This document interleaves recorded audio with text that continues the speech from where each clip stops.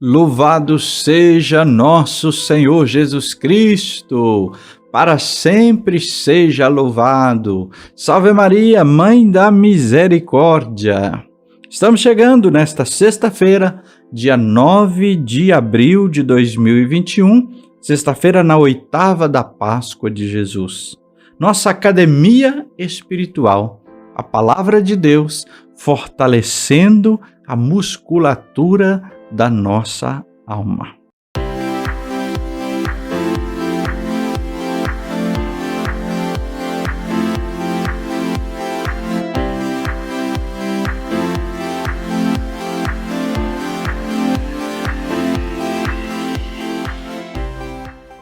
Vamos então ao Evangelho desta sexta-feira, na oitava da Páscoa. Proclamação do Evangelho de Jesus Cristo segundo João. Naquele tempo, Jesus apareceu de novo aos discípulos à beira do mar de Tiberíades. A aparição foi assim. Estavam juntos Simão Pedro, Tomé, chamado Dídimo, Natanael de Caná da Galileia, os filhos de Zebedeu e outros 2 discípulos de Jesus. Simão Pedro disse a eles: Eu vou pescar. Eles disseram: Também vamos contigo. Saíram e entraram na barca, mas não pescaram nada naquela noite. Já tinha amanhecido e Jesus estava de pé na margem. Mas os discípulos não sabiam que era Jesus. Então Jesus disse: Moços, tendes alguma coisa para comer? Responderam: Não. Jesus disse-lhes: Lançai a rede à direita da barca e achareis. Lançaram, pois, a rede e não conseguiam puxá-la para fora por causa da quantidade de peixes. Então o discípulo a quem Jesus amava disse a Pedro: É o Senhor! Simão Pedro, ouvindo dizer que era o Senhor, vestiu sua roupa, pois estava nu, e atirou-se ao mar. Os outros discípulos vieram com a barca, arrastando a rede com os peixes. Na verdade, não estavam longe da terra, mas somente cerca de 100 metros. Logo que pisaram a terra, viram brasas acesas, com peixe em cima e pão. Jesus disse-lhes: Trazei alguns dos peixes que apanhastes. Então Simão Pedro subiu ao barco e arrastou a rede para a terra. Estava cheia de 153 grandes peixes, e apesar de tantos peixes, a rede não se rompeu. Jesus disse-lhes: Vinde comer. Nenhum dos discípulos se atrevia a perguntar quem era ele, pois sabiam que era o Senhor. Jesus aproximou-se, tomou o pão e distribuiu-o por eles. E fez a mesma coisa com o peixe. Esta foi a terceira vez que Jesus, ressuscitado dos mortos, apareceu aos discípulos. Palavra da salvação.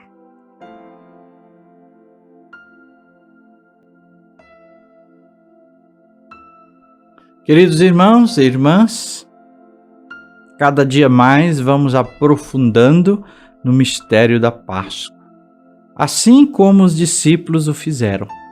Todos os anos, esse tempo propício nos ajuda a assumir, a interiorizar este grande mistério que é o centro da nossa fé. Perceba que o Evangelho de hoje, ele é como um eco de uma outra pesca milagrosa. Você se recorda? Lá em São Lucas, no capítulo 5, versículo de 1 a 11, bem no início da missão de Jesus, ele aparece aos discípulos, manda que joguem a rede. Eles não tinham pescado nada à noite, do mesmo jeitinho aqui, e pescam uma tamanha quantidade de peixes. A partir dali, Jesus disse: Vinde e eu farei de vocês pescadores de homens. Então veja o paralelo que São João faz aqui neste evangelho. Mas na verdade não é São João que inventou isso, né? O próprio Jesus reacende no coração e na memória dos discípulos aquela pesca milagrosa na qual eles foram chamados para se tornarem seguidores de Jesus. Depois da morte de Jesus, eles ficaram perdidos, desanimados, ainda não deram conta, olha, a terceira aparição, e eles não deram conta de entender a ressurreição de Jesus, de assumir a ressurreição de Jesus e de continuar a obra e a missão. Então Jesus recorda para eles como que tudo começou, como que dizendo, olha, está na hora de começar de novo. Não dá para abandonar tudo, ficar perdidos, desanimados. Então, Jesus faz o mesmo milagre para que eles reflitam e o reconheçam. Assim, nós podemos ver diversas experiências com Jesus ressuscitado vão cada vez mais fazendo os discípulos crescerem na fé. Eles não tinham pegado peixe.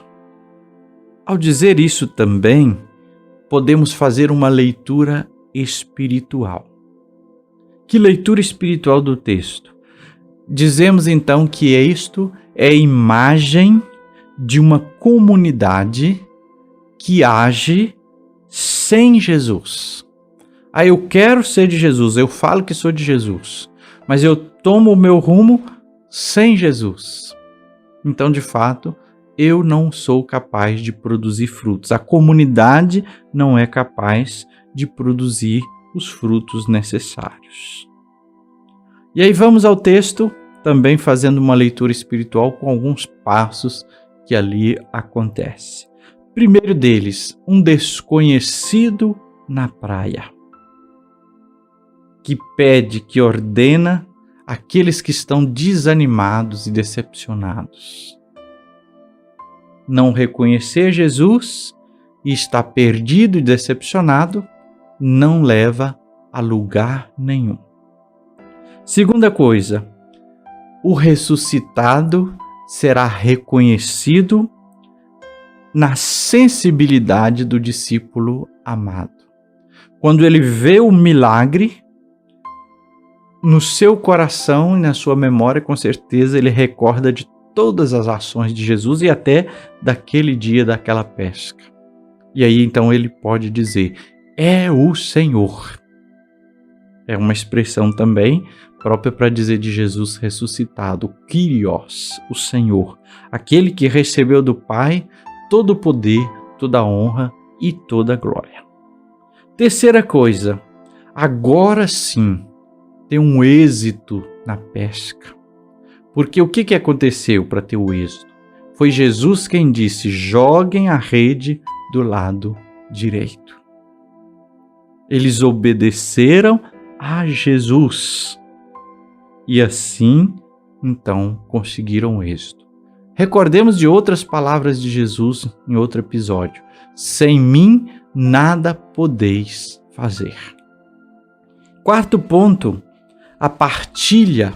Quando chegam à margem, Jesus já tem pão, Jesus já tem peixe, mas pede que eles tragam do que pescaram também.